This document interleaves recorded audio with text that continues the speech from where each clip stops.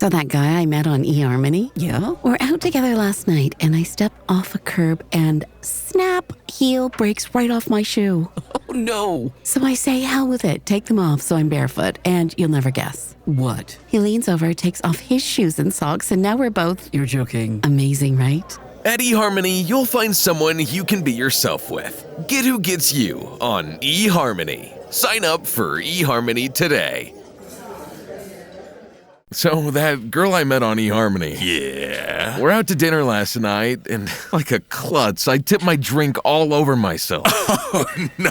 And it's all down my shirt, a horrible stain, so embarrassing. And you'll never guess. What? She smiles, picks up her drink, spills it all over her top. So now we're... No way. Amazing, right? At eHarmony, you'll find someone you can be yourself with. Get who gets you on eHarmony. Sign up for eHarmony today. You're listening to the Health Coach Collective Podcast, episode 125, Respond Better. Your reactions to circumstances matter. I'm sure you know that, but we all have automatic responses and they're malleable. So why not upgrade them to a more desired response?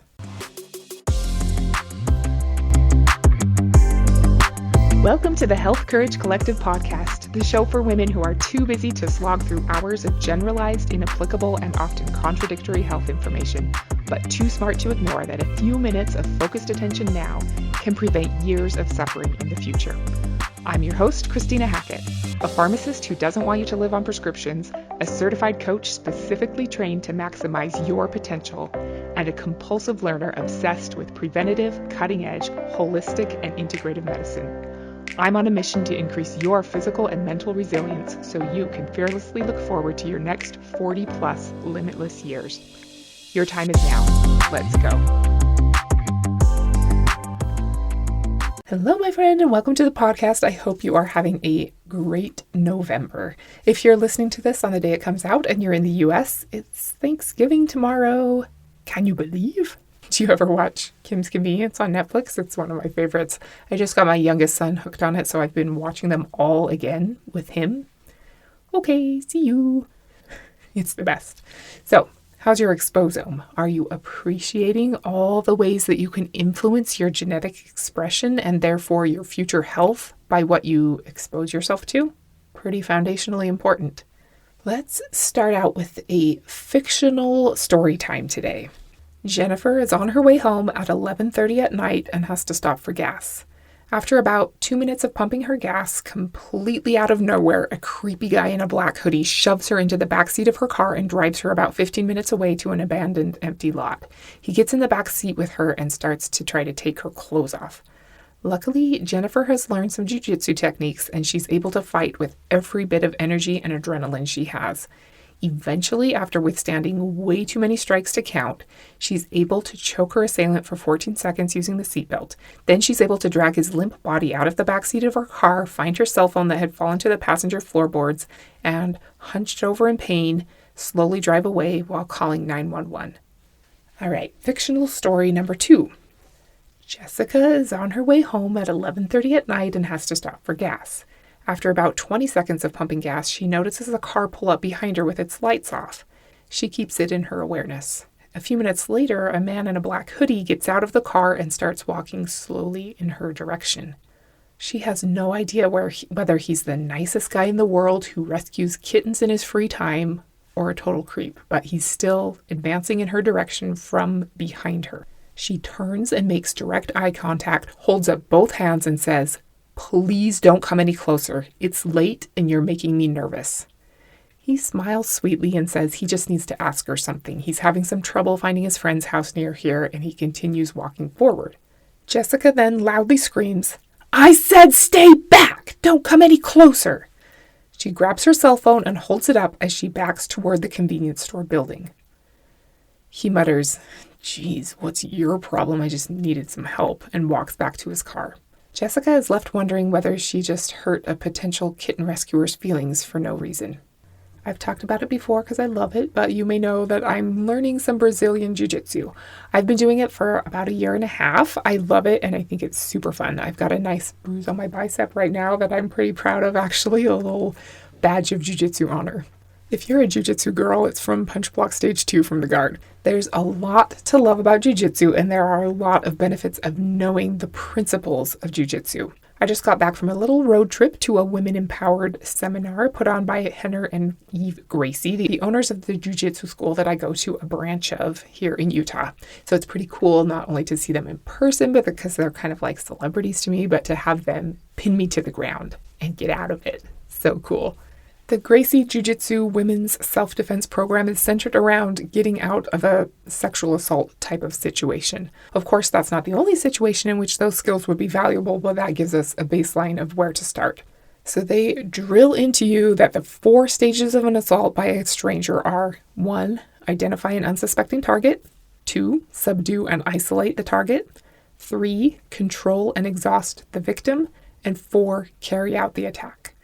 Most sexual assaults on women are not perpetrated by strangers. They're by someone known to them. So you also have to learn the 4 stages of an assault by a non-stranger, which are: 1, intrusion; 2, desensitization; 3, isolation; and 4, carry out the assault. I could talk about this forever, and I'm all about you being confident and able to defend yourself. But since we're using this as a metaphor for creating more years lived in good health, I'm reining myself in here.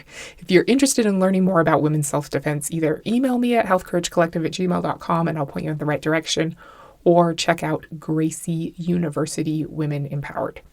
So, as cool as it is to know 6 different ways to win from the bottom of the fight, even against someone who's much larger and stronger than you are, using nothing but your bare hands, or sometimes their own shirt, which is my personal favorite, the hands down best way to survive an assault is to stop it at stage 1, not stage 4. Do you remember stage 1? Intrusion, if it's someone you know, which could be like getting in your personal space, giving you more attention than seems appropriate, touching you, even pats on the shoulder if it seems like too much. Intrusion. There can also be a lot of gaslighting, making you feel like you're the crazy one for feeling uncomfortable. It's your fault. Something's wrong with you for feeling this way, or for being the type of person who inspires these actions in others. For a stranger perpetrator, it's identifying an unsuspecting target, someone scrolling on her phone, lost in her own world, not looking around, even caught up in attending to her children or her pet. So, as less electrifying as it feels, the most important jiu-jitsu move you have is to speak up, to say, please don't do that. Please don't come any closer. Even just making eye contact with someone to say, I'm aware of you and I'm not going to make this easy for you, can be enough sometimes. So that's it. That's all you need to know about self-defense. You're welcome. It's not enough. Telling you what to say or just that you need to say something isn't enough. Why not? Because it's not natural. In class, we have to practice how to respond and what we would say to someone who's intruding on us. It's actually super uncomfortable, more so than having someone choke you up against the wall. Seriously, having to look someone in the eye and set a boundary, then escalate your response if they cross that boundary and get to the point of really yelling at them and causing a scene is harder to do than it is to intellectually understand. I recommend you try it with a friend. Just telling you what your optimal response is not enough to make it happen, especially when it really counts. You have to think through why it's so uncomfortable and what's preventing you from doing it in the first place. Like, we're conditioned to never hurt anyone's feelings. We don't want to appear like we're overreacting or crazy or mean. What if he's the nicest guy in the world just trying to go about his day and we turn all Thelma and Louise on him? It can be a long conversation untangling all the ways we've been socialized to behave and question and suppress our own intuition. But it's work worth doing because understanding all of that sets you up to be able to respond desirably rather than automatically. Or eventually, it makes the desirable response the automatic response. Excuse me, sir, please step back. You're making me uncomfortable. But you have to practice, like a lot, and tell yourself stories in your mind about what would be best to do in certain situations and what you will have to resist doing, what comes automatically. Know yourself and what you typically do in these situations. Know that even though it's the right thing to do, it still might not feel good in the moment, and that's okay. When emotions are high and the chips are down, you're going to react. If you haven't practiced delivering your uncomfortable desired response in different potentially stage 1 dangerous situations and practiced them over and over to the point where they become natural, the chances of you responding optimally are very low. Hey, quick question. Have you ever tried blue light filtering glasses yet? You probably know that the blue light coming out of all your screens can strain and possibly damage your eyes, so protecting your eyes is a good idea. I've tried a few different kinds of blue light filtering glasses over the years, but lately my eyes were physically aching after looking at screens, so I got a pair of glasses from I Buy Direct with Sight Relax lenses that are designed to relieve eye strain in addition to blocking blue light. They have a really subtle magnification at the bottom, which I wasn't sure I would like, but I really do. And the lenses are a lot more clear. I always felt like my other blue light lenses were never all the way clean. If you've never tried I Buy Direct, there's a link in the show notes for $10 off your first pair of glasses that you can use in addition to 15% off your first pair. They have great deals on prescription glasses and sunglasses in addition to blue light glasses, and they have so many different kinds of frames to choose from really conservative ones to really bold. My Sight Relax glasses look like tortoiseshell, but it's actually little flowers on the frame. Cute. Okay, back to the episode. It's so easy to think you know what you would do, but that doesn't mean you won't just automatically do what you've always done in the past. It's probably fine. I'm probably overreacting. It's not that big of a deal. I don't want to seem like a weirdo. I don't want to make things uncomfortable. I'll just pretend like this isn't a problem. Knowing what your typical automatic responses are and why helps a ton. It seems silly to practice responding, especially when you intellectually know the best thing to do, but I promise it makes a world of difference in high-stakes situations where you need to be able to keep your brain online. Okay, so what does all of this jujitsu talk have to do with being consistent with your healthy behavior so that you can put more years lived in good health into your future? I think we can find some overlap here that might help us prevent some of the attacks on our health span being perpetrated by modern society. We know that it has become normal to slowly stop living before you die, to start popping more and more pills for your increasing number of ills, to accumulate chronic progressive diseases and spend all of your energy managing them, to shrink back and live less and give less as the years go by. I can get a little pessimistic about this stuff, but I'm not far gone enough to believe that these attacks on our health and longevity are perpetrated by one twisted person who wants to, make suits out of human skin or something. But I do think we live in a culture that has become a place where it's hard to make the choices that lead to an extended number of years lived in good health. A culture that prioritizes convenience, comfort, and pleasure above health, strength, joy, and fulfillment. There are attacks on our nutrition, our movement patterns, environmental cleanliness, attention, body image, priorities, sleep, beliefs, time, family, spirituality, creativity, and a lot more things, I'm sure. We can fight our way back from some pretty scary situations. There are techniques we can learn and tools we can use to pry ourselves out of the traps of some of these preventable chronic diseases. But just like with a creepy guy in a van, taking control in stage 1 prevents you from even being put into a life-threatening situation. The lines are obviously much more blurred when you're fighting culture or normality rather than Hannibal Lecter, but I think we can use some of the same techniques. The 4 stages of the attack on our lifespan that I came up with are 1. Desensitization, 2. Confusion, 3. Isolation and exhaustion, and 4. Carry out the attack. What do you think? Do you have a better idea? Probably. There are skills we can deploy to combat how exhausting and alone we can feel maintaining healthy behaviors in a society that doesn't value them. There are things we can do to refuse to give in to the confusion that is propagated to try to keep you trapped in using their products. But if we can intervene at the level of desensitization and see all of these longevity destroyers for what they are, we'll save ourselves a lot of trouble. It's totally normal for things that are bad for us to be promoted as good for us, or at least okay, because something else is always the real problem. People who are up in arms about soda machines in schools are overreacting. People who spend extra time searching out ingredient lists to find out whether cosmetics that everyone swears by have phthalates and parabens are weirdos. A dirty Dr. Pepper is the perfect reward for a hard day. Having a TV in your bedroom is a great way to relax at night. If you don't check Instagram every 45 minutes, you might miss something that everyone else knows about. And so on. Just like how fictional Jessica survived the attack by preventing it from happening in the first place, intervening at stage 1, we can save ourselves some struggle by staying alert and having situational awareness to potential health threats. Jennifer ended up in stage 4 because she wasn't paying attention. She wasn't aware of her surroundings. We can be aware of our surroundings and refuse to be desensitized to all the harmful stuff that is super common in society. Creepers who you know desensitize you by intruding in your personal space and personal life a little bit more and a little bit more. Pats on the shoulder become side hugs and then playing with your hair and whispering in your ear. Society desensitizes us by pointing out that everyone drinks soda all day, every day. It's totally normal. It makes the day more fun and you need it to stay awake.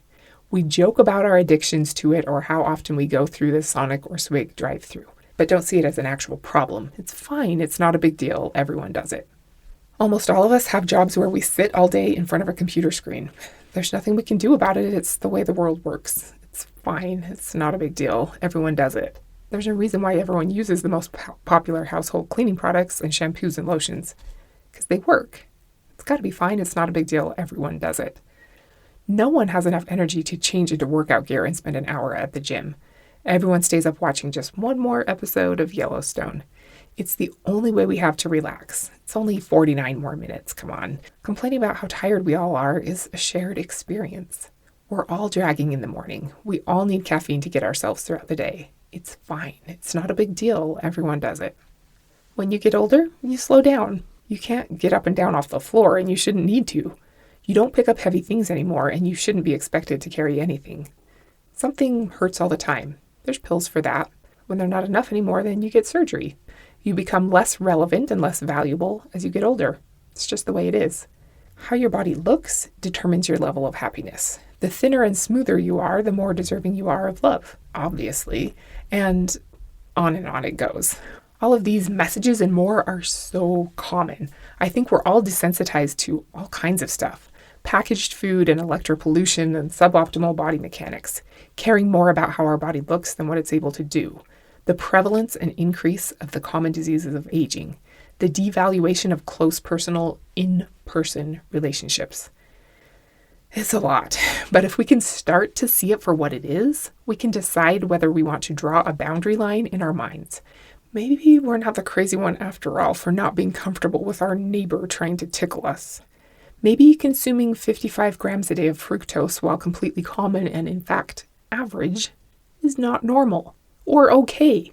Maybe TVs, phones, tablets, computers, light bulbs, clock displays, night lights, and Wi-Fi signals, while ubiquitous, actually are robbing us of productivity, creativity, and enjoyment during the day by decreasing our sleep quality at night.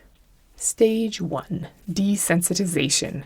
What else can you think of that we're being desensitized to? Send me a message at healthcoachcollective@gmail.com. I'd be interested to hear what else is dismissed as common and normal, but is actually robbing us of our ability to show up powerfully for decades to come. What do you think you could do to address this stage 1 behavior? How can you look these threats dead in the eye and send a signal that you're not going to make this easy for them? You're the 1 out of 1,000 people who's situationally aware. In a physical altercation situation, part of what gives you the confidence to tell someone to back off with authority is that you know that if they don't, you know exactly what to do. You've practiced combat base a zillion times, so you know that you can stand your ground. You're the one that controls the amount of injury that will be inflicted because you know how to manage the distance, and you can deploy deadly force if it comes down to it. Once we notice a threat because we're situationally aware and or we refuse to become desensitized to creepy behavior, we need to give our desired response. Excuse me, please don't come any closer. I said, please stay back. Stop right there. Back off. We already talked about this a little bit. Our desired response is some form of don't come any closer to me. Just because everyone else is buying a household item that off-gases benzene and toluene doesn't mean that I'm okay with it coming into my personal space. It's really hard to speak up and set a boundary, and it's worth spending some time untangling why. We mentioned the not wanting to bring attention to ourselves, look weird, or like we're overreacting, seem crazy, or hurt anyone's feelings. What about for underminers of our health? I'm nobody special or perfect in any way, but it's really easy for me to say no thank you to birthday cake at a family gathering or donuts at work or whatever, because I've done it so many times that it's now the default. People at work don't even offer me their cookies or whatever anymore because they know that's my automatic response. We just got a new employee and somebody brought in donuts like he often does. And my coworkers were telling the new employee, hey, do you want a donut? We all go down there together to get one, except for Christina. Don't mind her. She's fine. She's happy staying here. Took a little while to get there, and that's not to say that I'm better or don't have a sweet tooth anymore, because I do. But I've repeated the response that I want to be the one to decide what's introduced into my nutrition balance for the day so many times that it's my normal now. But when you've said yes so many times, of course that feels more normal and natural. It'll feel weird and possibly rude or crazy or painful to say no. That's okay. Practice it. Literally rehearse it out loud at home if you need to. Get a muffin or whatever your thing is and set it in front of yourself and practice saying no and walking away if you need to. Buy it, look at it, smell it, and throw it away if you need to. Whatever it takes to make it more likely that you will perform a desired response the next time a similar situation arises. Maybe you know that Matthew Walker is right and your work performance is like boiling water on medium heat. You could perform at a higher level and get more meaningful work done more quickly if you slept better at night. What's holding you back? If the chink in your nighttime routine is that automatic play next episode feature, it's time for a new response to that boundary being inevitably crossed. We could get TV completely eliminated from your bedtime wind down, and that would definitely be the best way to go. But if you're not there yet, that's okay. You can practice a desired response ahead of time. Lie in your bed with your computer or the remote or whatever and imagine that play next episode button progress bar sliding. The episode ended on a total cliffhanger. You have to know what happens next. It would be so easy to do nothing and let the next episode start. And you turn it off anyway and lie down. It feels bad, but also empowering. You're stronger than a team of professionals who engineered that experience to be irresistible. Take that, Hulu. Practice it until it becomes natural. Maybe do it 10 times in a row, then celebrate after. Think how much more fun it will be when you get a chance to watch the next episode and you don't know what's going to happen. What else is undermining your longevity? How can you rehearse your desired responses? It's okay that we all have automatic responses that are maybe not optimal. It's normal. We've been conditioned that way. We got pre-programmed by our culture to act in certain ways. Our biology is pre-programmed to seek ease, pleasure, and high caloric density. It's what helped us survive as a species. But sometimes overriding those reflexive responses and stepping into discomfort is for the greater good. The more we do it, the easier it gets. The more we practice and rehearse it, the easier it will be to do. Awareness and desired responses. I hope this helps you see some of the normal, common, standard behaviors in our culture as potential threats to the powerful life that you want to create, and ways to slowly shift your automatic reactions to them to desired responses. Start small. Practice your response and feel the emotions of not wanting to do it, but doing it anyway. It'll help prevent you from getting forced into a stage 3 or 4 fight for your life type of scenario. The last thing I want to leave you with, not that I'm promising to never talk about jiu-jitsu again because I probably will, is that what Eve Gracie says is the first step before stage 1 or situational awareness or anything is believing that you're someone worth defending. It's powerful. I think on the one hand, it's pretty obvious that all of us should have the right to not be violently attacked, but to really know in our core that I am someone worth defending, and that means standing up for myself at stage 1 and not putting your feelings or your opinion of me above my sense of safety is a big deal. So I'm here to tell you, you are someone worth defending. against violence, and against the ravages of modern society that rob us of our resilience and longevity. Your ability to create the life you want is worth defending. It'll feel uncomfortable to be abnormal and take a stand sometimes. That's okay. You are worth it. Thank you so much for being here today. Next week, we're going to talk about the things you can do to be ready before you catch a cold so that when you do, you'll know just what to do and can start an intelligent defense protocol right away and hopefully recover more quickly and with less severe symptoms. Until then, rehearse your desired responses and don't be normal. Thank you so much for tuning into the Health Courage Collective podcast. I am truly honored that you have paid me the enormous compliment of your time and attention. I would be so grateful if you would share this podcast with someone you know and subscribe so you never miss an episode. This podcast is for entertainment and information purposes only. Statements and views on this podcast are not medical advice. This podcast, including Christina Hackett and producers, disclaim responsibility for any possible adverse events by use of information contained herein. If you think you have a medical problem, consult a licensed physician.